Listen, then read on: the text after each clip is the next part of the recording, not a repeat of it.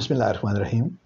عابد سیال حاضر ہے ادارہ اردو کے اس سلسلے کے ساتھ جس کا عنوان ہم نے رکھا ہے افسانہ اور میرا افسانہ۔ آج ہمارے ساتھ موجود ہیں جناب عابد میر صاحب، بلوچستان سے تعلق رکھنے والے ہمارے دوست اور اردو کے معاصر افسانہ نگار۔ بہت شکریہ، آپ نے وقت عنایت فرمایا۔ آپ کی نوازش سے حال ہی میں آپ کی 4 کتابیں دوبارہ چھپیں اور ایک دفعہ پھر آپ کے دوستوں کو یہ موقع ملا کہ وہ آپ کے سارے کام کو اکٹھا دیکھ سکیں۔ ایک تو ان کی دوبارہ اشاعت پر مبارکباد، پاکستان میں کتاب کا دوبارہ چھپنا ظاہر ہے یہ بھی ایک مبارکباد کی ہی صورتحال ہے، اور اس کا یہ دونوں مطلب ہیں، لوگ کتاب پڑھ رہے ہیں یہ بھی اس کا مطلب ہے، لوگ آپ کی کتاب پڑھ رہے ہیں یہ بھی اس کا ایک مطلب ہے۔ تو دونوں حوالوں سے یہ خوشی کی بات ہے، مبارکباد آپ کو۔ پوچھنا آپ سے یہ ہے کہ کس سن میں آپ کی یہ 4 کتابیں چھپیں، تاکہ ہمیں اندازہ ہو کہ آپ کا جو لکھنے کا، بلکہ چھپنے کا، لکھتا تو آدمی اس سے پہلے ہے، چھپتا بعد میں ہے، تو کب سے لے کے کب تک کی یہ کتابیں ہیں جو اب کتابی صورت جو ایک ہی وقت میں یعنی پرنٹ ہوئی ہیں؟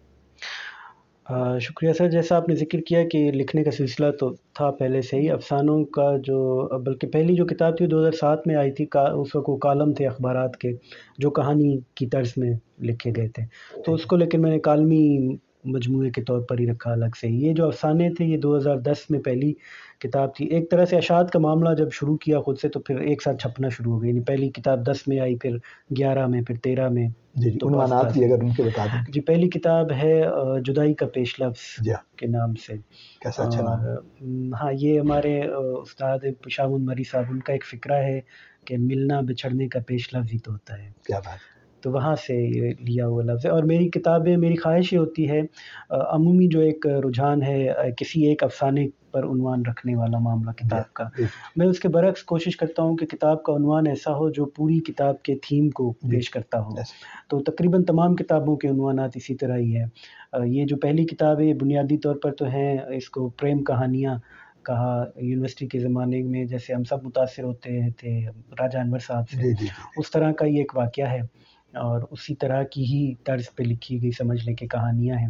وہ خطوط کی شکل میں تھے، یہ کہانیوں کی صورت میں ہے، تھیم ایک ہی ہے، ہر کہانی البتہ مختلف ہے، 17-18 کہانیاں ہیں اس میں۔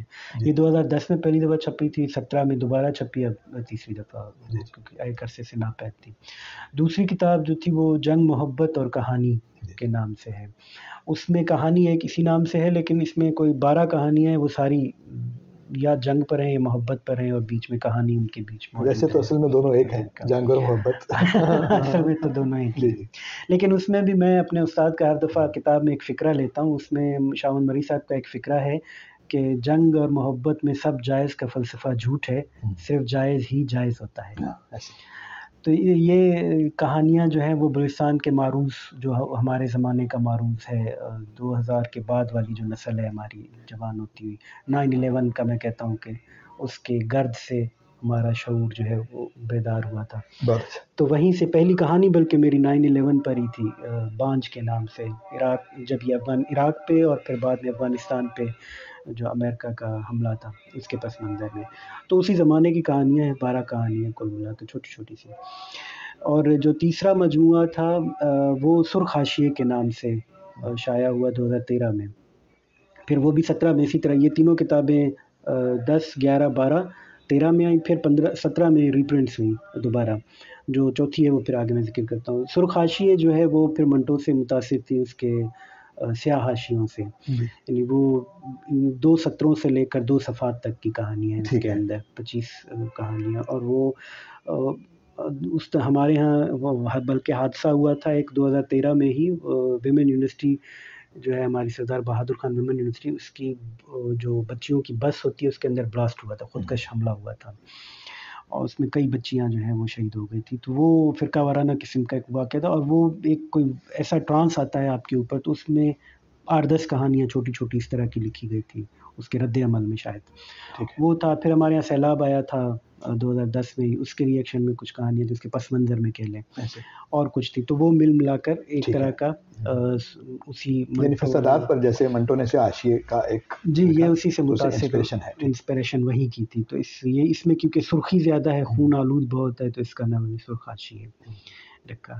جو چوتھی کتاب ہے وہ 2021 میں پہلی دفعہ چھپی تھی، اب وہ دوسری دفعہ ہے، دو رنگی کے نام سے.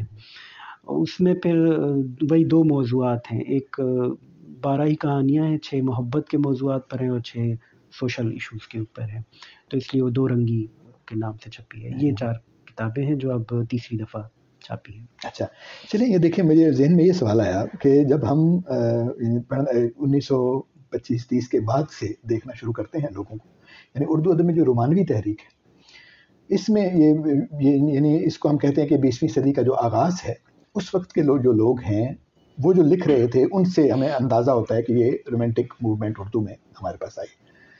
اقبال کو بھی اس میں شامل کرتے ہیں، جوش کو بھی، اختر شیرانی، حسرت موہانی، یہ شاعروں میں، جی اور جو سجاد حیدر یلدرم اور یہ اور بہت سے لوگ جو ہیں اس میں، یہ اس سے آگے چل کے اور پھر بعد میں آ کر یعنی فیض تک وہ آتا ہے، مخدوم محی الدین اور جانثار اختر اور فراق اور یہ ان کو سب ملا کے تو آگے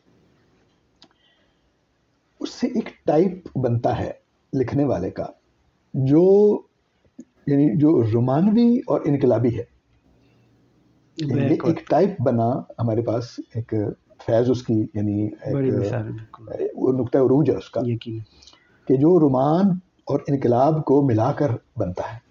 ٹھیک ہے، تو آپ نے جیسے فرمایا کہ آپ کے چیزوں میں بھی یہی دو رویے جو ہیں، بلکہ یہ دو رنگی جو ہے اس میں تو آپ واضح طور پہ بتا رہے ہیں. اس سے پہلے میں یہی کہنے والا تھا کہ اس سے پہلے والی کتاب جو ہے وہ رومان پر ہے، اور دوسرے کے پاس جو ہے وہ ایسے مضامین ہیں جو رزم کے ہیں اور جو ایک جد و جہد ان کے ساتھ وابستہ ہے، یا ایک جنگ نما ایک چیز جو ہے وہ اس میں موجود ہے.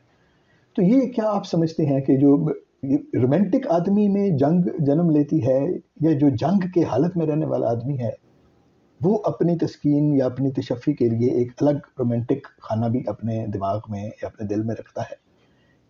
تو نفسیاتی طور پہ اس پہ آپ کیا کہیں گے تخلیق کار کی حیثیت سے؟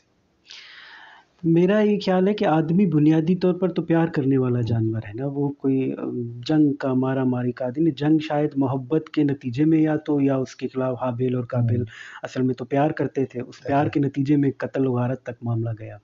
تو یہ جو قتل و غارت ہے، یہ جو جنگ ہے، یہ غیر انسانی سرگرمی ہے، یہ کوئی انسانی کام نہیں ہے. انسان کا کام تو پیار کرنا ہے. تو جب وہ راستے مسدود ہو جائیں تو پھر ظاہر ہے اس کو اپنے لیے ایک سیف زون بنانا پڑتا ہے، جہاں پر وہ اگر محبت نہیں کر سکتا تو محبت کی باتیں تو کر سکتا ہے. وہ اگر محبوبہ پال نہیں سکتا، تخیل میں تو محبوبہ ایک رکھ سکتا ہے.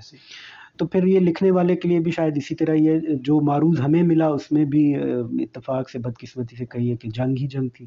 ہم جب جوان ہوئے تو 9/11 اور پھر خود اس کے نتیجے میں ہمارا پورا خطہ اس کا متاثر ہونا. میں کیونکہ اخبارات میں لکھتا تھا تو سارا دن اور پھر ٹی وی چینلز پہ جنگ کی خبریں پڑھنے اور سننے کو ملتی تھی، جبکہ ہماری عین جوانی تھی، اور جوانی تو محبت کا نام ہوتا ہے. تو ہم تو پیار کرنا چاہتے تھے، محبت کرنا چاہتے تھے، لیکن کرنا ہمیں کچھ اور پڑنا. لیکن ایسے بڑے ہو کے پتہ چلتا ہے کہ محبت کرنے کی عمر صرف جوانی نہیں ہوتی. ہاں، لیکن جوانی بعد میں بھی بندہ کرتا رہتا ہے، بتاتا ساری عمر کرنے کا کام ہے، بتاتا نہیں ہے، کرتا رہتا ہے. ساری عمر کرنا چاہیے. میرے جیسے نے تو ساری عمر یہی بتایا کہ یہی ایک کرنے کا کام ہے، کرتے رہنا چاہیے یقیناً. لیکن جوانی تو پھوٹتی اسی سے ہے، وہ تو اسی کا نام یہ نہ ہو تو اور رہ کیا جاتا ہے اس میں. تو اس لیے میرا خیال جو ہے اس کی تو اپنی ایک بات ہے. تو یہ شاید ایک وجہ ہے کہ ہم جو ماحول ہے اس سے شاید نکلنے کے لیے خود کو اطمینان دینے کے لیے. آپ کو اپنی کتابوں میں سے سب سے یعنی پسندیدہ آپ کی کتاب جو ہے وہ کون سی ہے؟ یقیناً پہلی والی، پہلے بچے کی طرح. اچھا، یہ بھی اب محبت میں کہہ رہے ہیں؟ نہیں، اس لیے کہ وہ لکھی ہی ایک تو وہ حقیقی واقعہ کہہ لیں، یونیورسٹی کے زمانے کی محبت جیسا ہر ایک دوسرے جوان کو ہوتی ہے اس طرح کی، اور وہ ایک فیز کے اندر، ایک ٹرانس کے اندر لکھی گئی کہانیاں تھی جس میں کرافٹنگ بہت کم تھی. یعنی کرافٹ تو بعد میں آپ ایک کاغذ پہ آ گئی. اب آپ محبت کی بات کر رہے ہیں، دیکھیں آپ ادب کے طالب علم بھی ہیں، تخلیق کار بھی ہیں. یہ بھی میرے پوچھنے میں ایک بات یہ بھی ہے کہ معروضی طور پر بھی دیکھنا چاہیے، ٹھیک ہے نا، کیونکہ افسانہ جو ہے وہ صرف کہانی نہیں ہے، یعنی اس میں جو بات کی جا رہی ہے وہ نہیں ہے، اس کے اندر ایک کرافٹ بہرحال موجود ہے. اس میں جو باقی جو تناظر ہے سارا افسانے کا، جہاں جہاں پر جس طرح سے لکھا جا رہا ہے، اس کے وہ اسالیب بھی سارے پیش نظر ہیں.